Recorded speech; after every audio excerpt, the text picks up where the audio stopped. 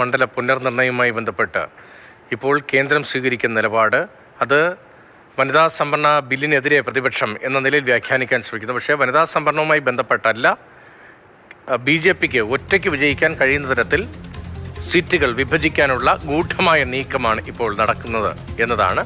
അതേസമയം വനിതാ സംവരണവുമായി ബന്ധപ്പെട്ട് നേരത്തെ UP സർക്കാർ കാലത്തൊക്കെ എടുത്ത കോൺഗ്രസ് എടുത്ത സ്റ്റാൻഡ് ആ സ്റ്റാൻഡുമായി തുടർന്ന് മുന്നോട്ട് പോകും എന്ന പ്രതികരണമാണ് ഇപ്പോൾ KC വേണുഗോപാലിന്റെ ഭാഗത്തു നിന്ന് ഉണ്ടായത്.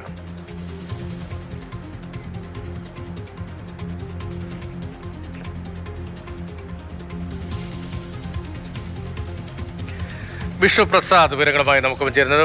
വിഷ്ണു, ഈ പ്രതിപക്ഷവുമായി ബന്ധപ്പെട്ട് ഇപ്പോൾ വളരെ പ്രധാനപ്പെട്ട പ്രതികരണമാണ് KC വേണുഗോപാലിന്റെ ഭാഗത്ത് നിന്ന് ഉണ്ടായത്.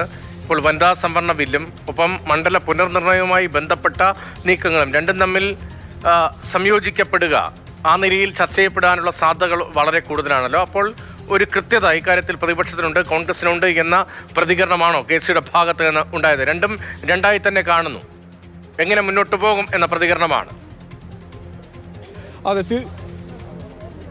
തീർച്ചയായും. കാരണം ഈ വനിതാ ബില്ലിനെ ഒരു കാരണവശാലും എതിർക്കുന്നില്ല കോൺഗ്രസ്. കാരണം അത് ഇപ്പോൾ ഈ ഒരു സ്ട്രെങ്ത് വെച്ച് നടപ്പാക്കിയാൽ പോലും അതിനെ പൂർണ്ണമായി സപ്പോർട്ട് ചെയ്യുമെന്ന് തന്നെയാണ് അറിയിച്ചിട്ടുള്ളത്. പക്ഷേ അതേസമയം തന്നെ ചില കാര്യങ്ങളുള്ളത്, ഇപ്പോൾ നടന്നുകൊണ്ടിരിക്കുന്ന ഡീലിമിറ്റേഷൻ ബിൽ ഉൾപ്പെടെയുള്ള കാര്യങ്ങൾ, അതായത് ഇപ്പോഴുള്ള ഈ മണ്ഡല പുനർനിർണയം എന്ന് പറയുന്നത് BJP നടക്കാനിരിക്കുന്ന തെരഞ്ഞെടുപ്പിൽ വിജയിക്കില്ല എന്ന് മുന്നിൽ കണ്ടുകൊണ്ട് ആ ആശങ്കയിലാണ് ഇത്തരത്തിൽ ഒരു പ്രതികരണം നടത്തുന്നത്, അല്ലെങ്കിൽ അത്തരം നീക്കം നടത്തുന്നത് എന്നാണ്. അതായത് പ്രതിപക്ഷ പാർട്ടികളോട് മുൻപ് വനിതാ ബില്ലിൽ ഉൾപ്പെടെ പറഞ്ഞ കാര്യങ്ങളിൽ നിന്ന് സർക്കാർ വ്യതിചലിച്ചു എന്ന ഒരു ആക്ഷേപമാണ്, അല്ലെങ്കിൽ അത്തരം ഒരു നിലപാട് തന്നെയാണ് ഇപ്പോൾ കോൺഗ്രസും അല്ലെങ്കിൽ എല്ലാ പ്രതിപക്ഷ പാർട്ടികളും ഇപ്പോൾ മുന്നോട്ട് വെക്കുന്നത്. ഇതിന്റെ അടിസ്ഥാനത്തിൽ തന്നെ കേന്ദ്ര സർക്കാരിന്റെ നയത്തിൽ വനിതാ ബില്ലിനെ എതിർക്കുന്നില്ല പ്രതിപക്ഷം. ഇന്ത്യ മുന്നണിയിലെ ഒരു പാർട്ടിയും വനിതാ ബില്ലിനെ എതിർക്കുന്നില്ല ഇപ്പോഴുള്ള സാഹചര്യത്തിൽ. അതായത് നമുക്കറിയാം, ലോക്സഭയിലെ ഇപ്പോഴത്തെ അംഗബലം എന്ന് പറയുന്നത് 543 സീറ്റാണ്. അതിൽ 3 സീറ്റ് വേക്കന്റ് ആണ്. എന്നിട്ട് 540 സീറ്റാണ്.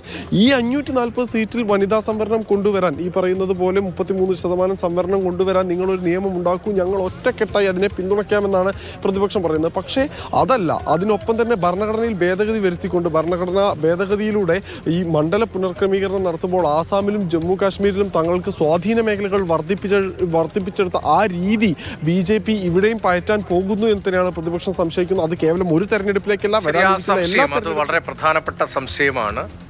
ഇപ്പോൾ നിലവിലെ രീതികളാകെ മാറുകയാണ് ഈ മണ്ഡല പുനർനിർണയം വരുമ്പോൾ.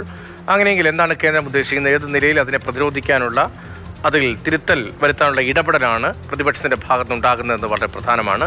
മണ്ഡല പുനർനിർണയത്തിൽ ദക്ഷിണേന്ത്യൻ സംസ്ഥാനങ്ങളെ ഒപ്പം നിർത്താൻ 50% ഫോർമുല മുന്നോട്ട് വയ്ക്കുകയാണ് ഇപ്പോൾ കേന്ദ്ര സർക്കാർ.